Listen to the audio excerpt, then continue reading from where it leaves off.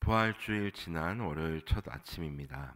이 월요일 부활주일 지난 이 첫 아침을 주님께로 주님께 드리시기 위하여 모이신 여러분들, 주님의 이름으로 사랑하고 환영하고 축복합니다. 저도 그렇겠지만 여러분들도 여러분들의 그 신앙의 연수만큼 아마 부활주일을 보내셨을 것입니다. 그래서 우리 어린 시절을 생각해 보면 부활주일 하면은 이제 주일학교에서는 이제 계란을 만들어서 이제 나누어주고, 또 교회에서도 함께 그 계란을 나누면서 부활의 기쁨을 나누었던 것을 이제 저 역시 기억합니다. 그래서 부활주일 되면 더욱더 특별히 주님께 드릴 예물도 준비하고, 또 부활주일의 이름답게 또 성가대들은 나와서 이제 칸타타를 하든지 여러 가지 이제 그 교회에서 행사들을 하곤 했지요. 그래서 부활주일은 참 예전부터 이제 분주한 주일이었습니다. 그래서 가끔 어떤 생각을 해봤냐면, 이 분주함에 묻혀서 부활의 참된 기쁨과 부활의 참된 의미를 잃어버리진 않을까라는 그런 생각을 해봤던 적이 있습니다. 우리가 진정으로 바라보아야 하고 우리가 가져야 될 것이 무엇인가, 그리고 우리가 무엇을 또 생각해야 하는가라는 그러한 고민을 해봤던 적이 있습니다. 그리고 더 중요한 것은, 여러분, 부활주일도 중요하지만 부활주일 이후의 삶이 더 중요하다라는 것을 하나님 앞에서 또 깨닫게 되는 그런 아침입니다. 왜냐하면 우리의 신앙이 죽어있는 신앙이 되어서는 안 되기 때문입니다. 우리가 그리스도인으로서 이 세상 가운데서 소망을 가지고 살아갈 수 있는 것은 무엇보다 부활의 소망이 우리에게 있기 때문입니다. 그리고 주님께서 먼저 부활의 첫 열매가 되셨기 때문에 우리는 그것을 바라보고 힘든 세상 또 견디며 살아갈 수 있고, 또 죽음 앞에서도 두려워하지 않는 우리가 되는 것입니다. 이 모든 것이 가능한 것은 바로 부활의 신앙을 소유할 때 그 모든 것이 가능한 줄 믿습니다. 그리고 성도의 삶은 이 부활절을 지난 이후의 그 삶이 더욱 중요하다는 것을 우리가 기억하며 나갔으면 좋겠습니다. 그래서 오늘 본문이 그것을 우리에게 보여주고 있는 것입니다. 자, 예수께서 부활하시고 이제 여자들에게 나타나시고 이제 제자들에게도 이제 보이셨습니다. 나타나시고 보이셨습니다. 자, 오늘 본문 말씀 보십시오. 자, 이날 곧 19절 보시면, 이날 곧 안식 후 첫날 저녁 때에 제자들이 유대인들을 두려워하여 모인 곳에 문을 닫았더니, 여러분, 이 문장을 보시면은 잘 한번 보십시오. 제자들이 모여 있습니다. 함께 모여 있는데, 그들이 하나님을 예배하고 찬송하고 그런 기도하고 그런 게 아니라, 유대인들을 두려워하여 이렇게 모였다고 합니다. 저 유대인들이 우리를 잡아서 끌고 가면 어떡하지? 우리를 잡아서 또 죽이면 어떡하지? 예수님도 돌아가셨는데 이제 우리는 어떻게 해야 하지? 우왕좌왕합니다. 그리고 공포심에 사로잡혀 있습니다. 물론 그럴 수 있지요.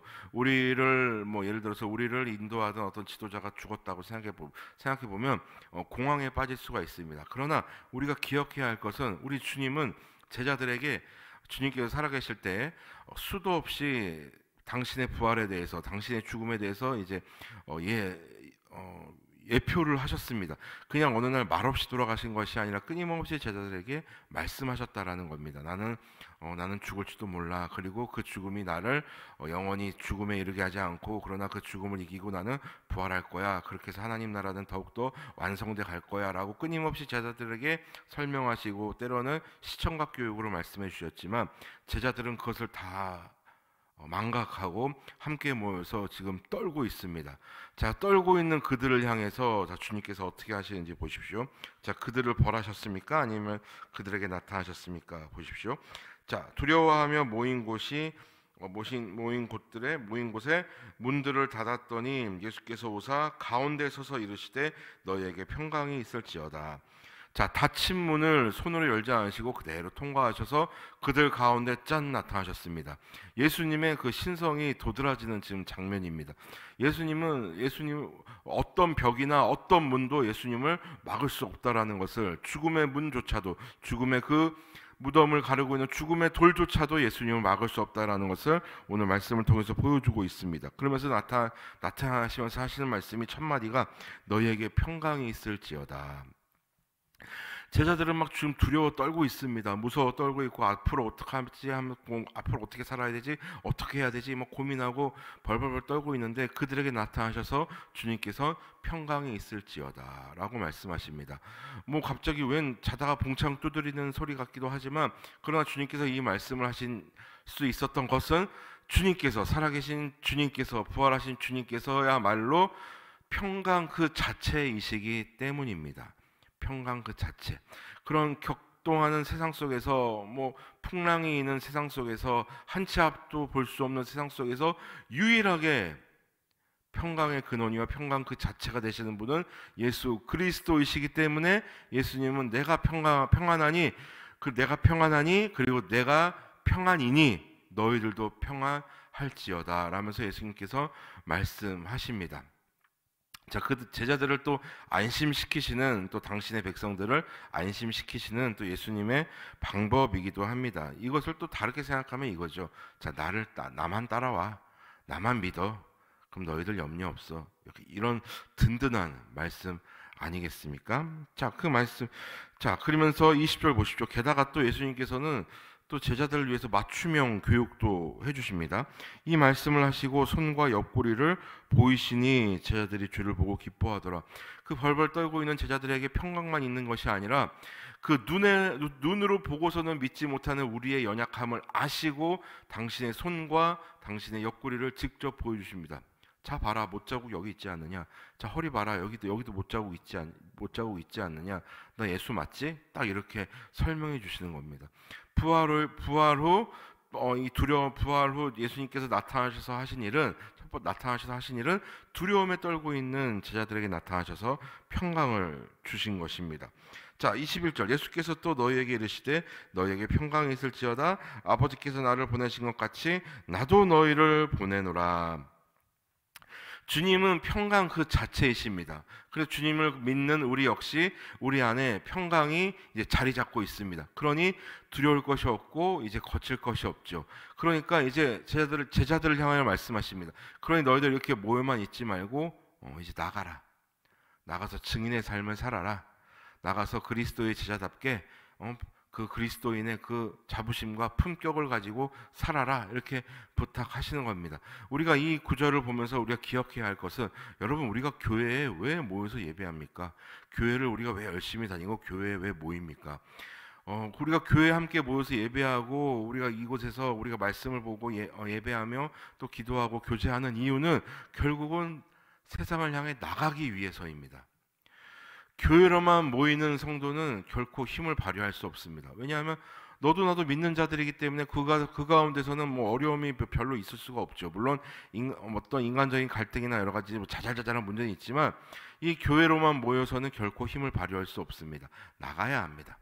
우리의 삶의 현장으로 나가서 또 우리 가정으로 나가서 학교나 이런 근처로 우리의 삶의 현장으로 나가서 그곳에서 생명력 있는 그리스도인으로서 살아가는 것, 이것이 바로 주님께서 우리를 부르신 당신의 그 목적이요 우리가 소유한 우리의 소명인 줄 믿습니다. 그래서 강한 성도들은 세상을 향해서 나가는 성도들임을 우리가 기억해야 할 것입니다. 그러면서 이제 우리가 알고 있는 도마가 이제 나오죠. 자, 24절 보십시오. 12 제자 중에 하나로서 디두모라 불리는 도마는 예수께서 오셨을 때에 함께 있지 아니한지라.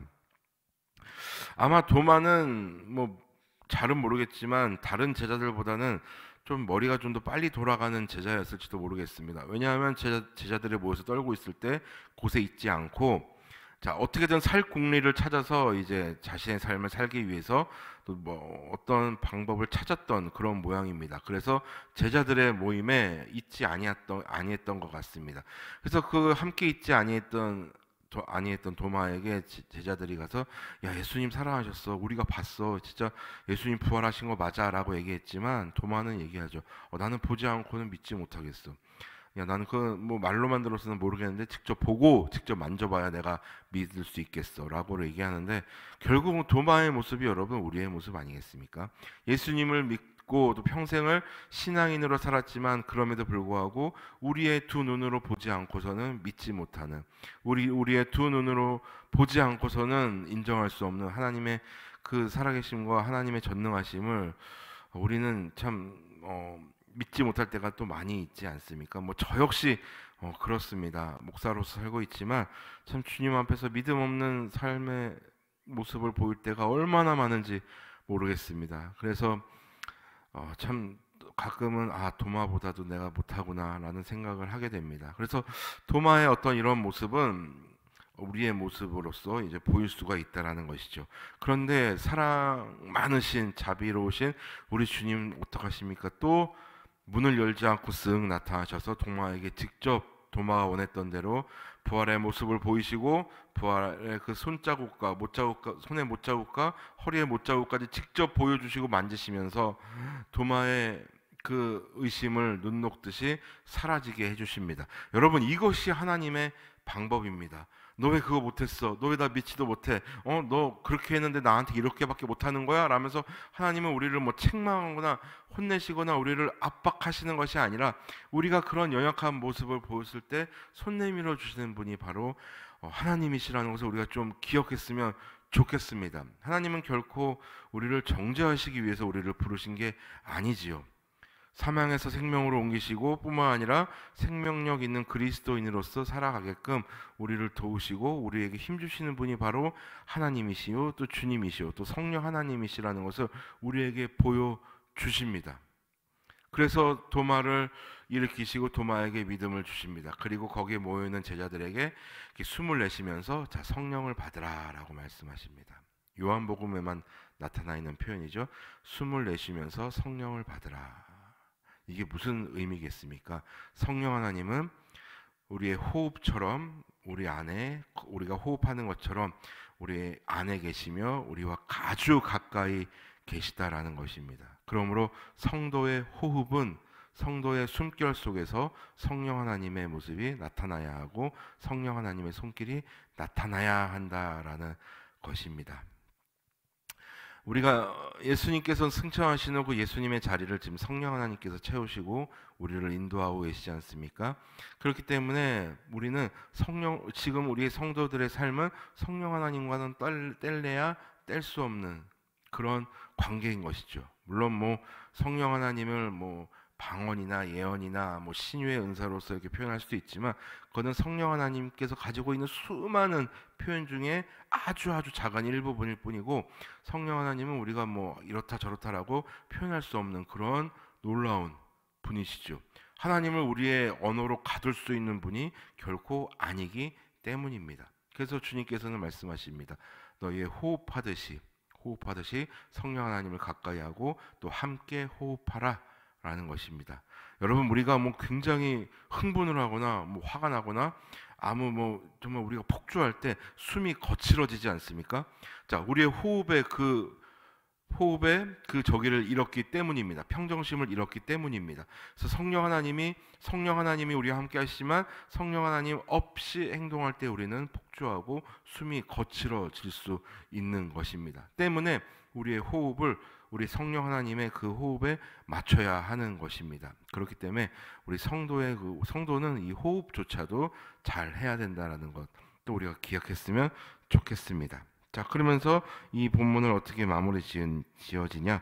자, 30절 보십시오. 예수께서 제자들 앞에서 이 책에 기록되지 아니한 다른 표적들도 많이 행하셨으나 사도 요한이 이제 적은 겁니다. 오직 이것을 기록함은 너희로 예수께서 하나님의 아들 그리스도이심을 믿게 하려 하며 또 너희로 믿고 그 이름을 힘입어 생명을 얻게 하려 함이니라. 사도 요한이 이 부분을 힘주어 적었던 것은 예수님의 가르침을 다시 한번 생각나게 하고 무엇보다 후대의 그리스도인들이 이 말씀을 접하고 다시 한번 하나님의 속성을 깨닫고 예수 그리스도의 부활하심을 확실하게 믿고 그 부활하신 신앙을 소유한 채 힘있게 살아가게 하기 위해서라는 우리 믿음의 선배인 사도 요한의 배려인 것입니다. 그 역시 부활 신앙을 다시 한번 하나님 앞에서 주님 앞에서 되새기고 그 신앙으로 무장하고 이 본문을 기록하는 것입니다. 왜?